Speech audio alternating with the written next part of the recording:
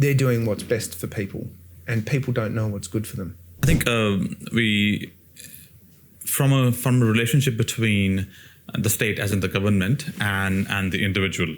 So the government and the individual, the relationship is of in terms of where does the line of the freedoms sit, and then who control what. Yeah. Because the power is given by the individual to the government. Yes.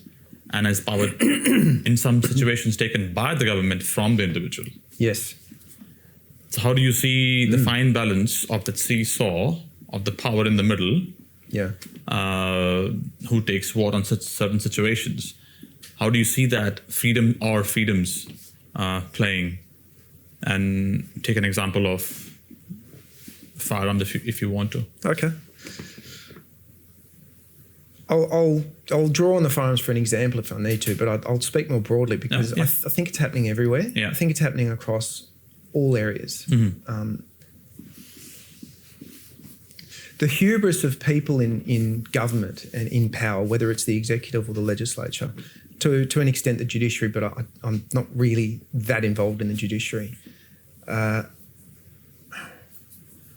They seem to be coming from a position that they have this power and people just have to suck it up because they don't know what's good for them. I feel like there's a mentality of people that are in power that they're making decisions, mature adult decisions, and they're doing what's best for people, and people don't know what's good for them. Whereas I tend to think that the average adult does know what's good for them. I think John Smith knows to do what with John Smith's money best. And this suggestion that we need all our decisions made for us on our behalf by people in power it's so nonsensical that when you say it out loud, you go, yeah, of course. But if you look at the actions of people in power, that's exactly how they're acting. And I could give a firearms example, but I don't need to. It's that everybody knows it now. If they don't, they're not watching what's happening in social media.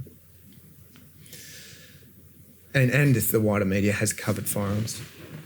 The relationship between the governed and the governors, and I don't mean the official titles of governors, but the people in positions of power.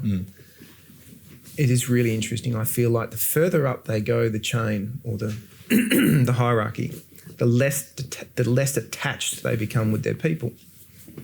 And they rely really heavily on all these in-between methods, staff officers, advisors, lobbyists, whatever, polling companies. And I get that they're probably stretched thin for time. So they can't be engaging with the public all the time because they're busy doing whatever they're doing. However, they probably need to start connecting with the public more and probably start connecting with people that don't agree with them, which is difficult because we kind of want to hear our own thoughts echoed back at us. We like living in echo chambers sometimes, myself included. And I'm just not sure that connection is made. There's this like distancing. But there's also something happening at the other end of it. You mentioned the people. Because that's where the power comes from. The people vote. They allow people in power to come in and they have to vote them in. There's a relationship there that people are disconnected. How many people are a member of a political party? And that worries me because the answer is not many. How many people are politically active or doing something that affects the political life? Most people are concerned with what iPad they're going to buy next, which is strange because they're always complaining about the political.